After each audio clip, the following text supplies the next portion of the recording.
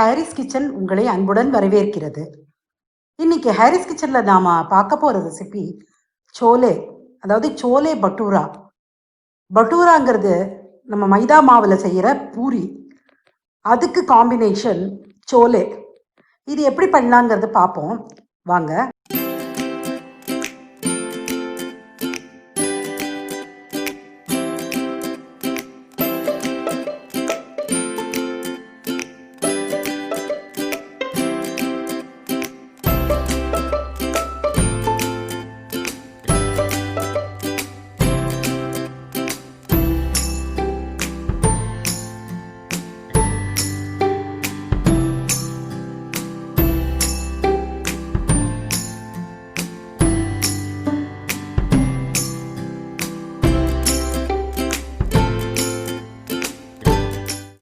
சன்னாவை நல்லா கழுவி முந்தின நாள் இரவே ஊற வச்சிடணும்.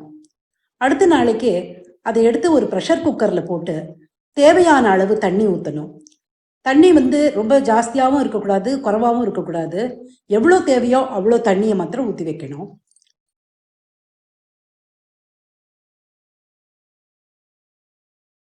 ஒரு சின்ன வெள்ளை துணியில் 1/2 ஸ்பூன் டீத்தூள் போட்டு அதை நல்லா ஒரு சின்ன மூட்டையாக கட்டி டைட்டாக முடிச்சு போட்டு அந்த குக்கரில் போட்டுடணும். இதோட ஒரு ஸ்பூன் உப்பையும் சேர்த்துடணும்.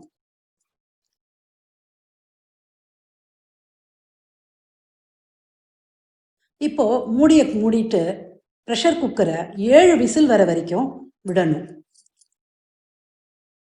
இப்போ ஸ்டவ்வில் ஒரு பெரிய கடாயை வச்சுட்டு அதில் எண்ணெயை சேர்க்கணும். எண்ணெய் நல்ல சூடானதுக்கு அப்புறம் நம்ம தாளிக்கிறதுக்காக வச்சிருக்கோம் மசாலா பொருள்லாம் இருக்கு இல்லையா, அதெல்லாம் ஒவ்வொன்றா சேர்க்கணும். ஜீரகம், லவங்கம், ஸ்டார் சோம்பு, பட்டை, ஜாதிபத்ரி, மராட்டி மொக்கு, அப்புறம் பிரிஞ்சி இலை. இதை எல்லாத்தையும் நல்லா ஃப்ரை பண்ணிக்கணும்.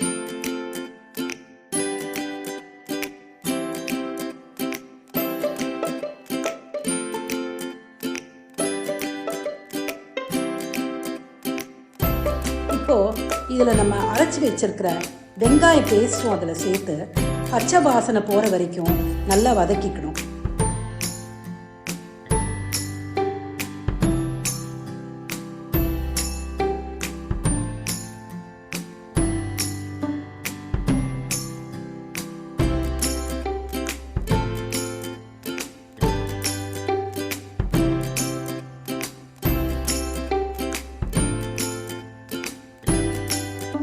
இஞ்சி பூண்டு விழுதியும் சேர்த்து அதனுடைய பச்சை வாசனையும் போகிற மாதிரி நல்லா வதக்கணும்.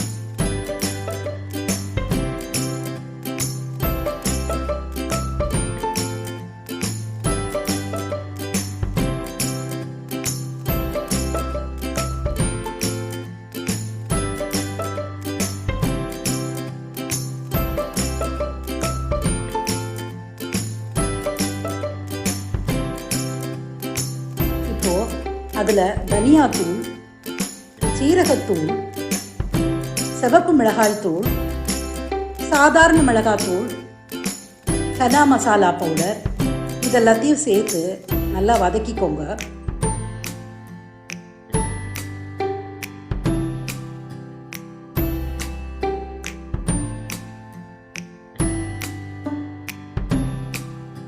இது நல்லா வதங்கினதுக்கு அப்புறம் நம்ம அரைச்சி வச்சிருக்கோம் இல்லையா தக்காளி விழுது, அதையும் சேர்த்து வதக்கி இது எல்லாமே பச்சை வாசனை போகிற வரைக்கும் நல்லா வதக்கிட்டு இருக்கணும்.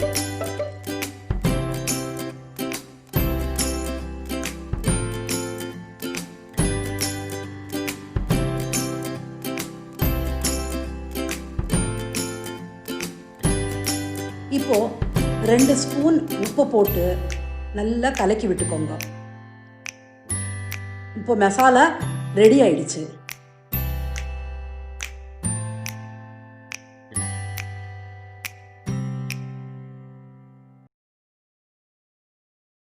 7 விசில் வந்ததுக்கப்புறம் குக்கருடைய மூடியை திறந்து சன்னாலாம் நல்லா சாஃப்டாக நல்லா வெந்திருக்கா அப்படிங்கிறத செக் பண்ணி வைக்கணும்.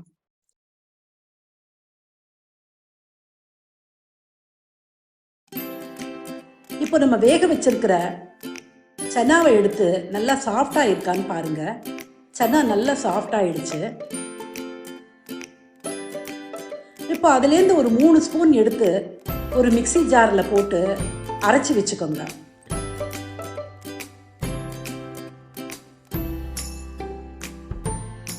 இந்த வேக வச்ச சோலையை இந்த மசாலா மிக்சரில் போட்டு நல்லா கலக்கி விட்டுக்கோங்க.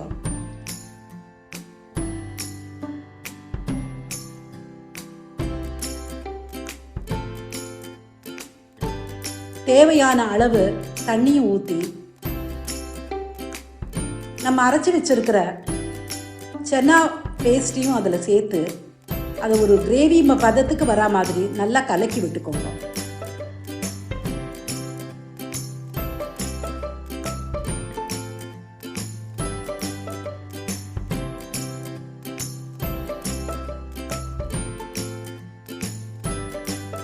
கசூரி மெத்தி எடுத்து கையில் நல்லா கசக்கி அதில் சேருங்க.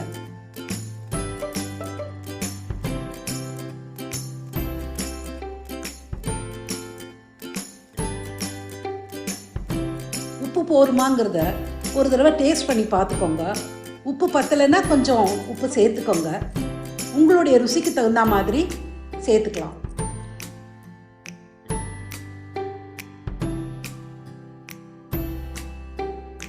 சோலை மசாலா ரெடி ஆயிடுச்சுங்க. இந்த பட்டோரா செய்யறதுக்கு மைதா மாவு, ஆல் பர்பஸ் ஃப்ளோர்னு கூட சொல்லுவாங்க, அதை எடுத்து நம்ம எப்படி சப்பாத்திக்கு மாவு பிசைகிறோமோ அதே மாதிரி சப்பாத்திக்கு மாவு பிசைஞ்சு சப்பாத்தி இட்டு அதை நான் எண்ணெயில் பொரிச்சு எடுத்துருங்க. இப்போது சோலே பட்டூரா ரெடி ஆயிடுச்சு.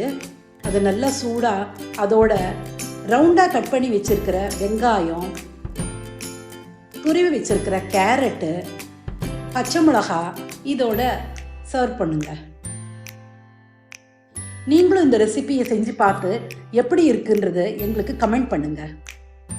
எங்கள் சேனலை சப்ஸ்கிரைப் பண்ணுங்க.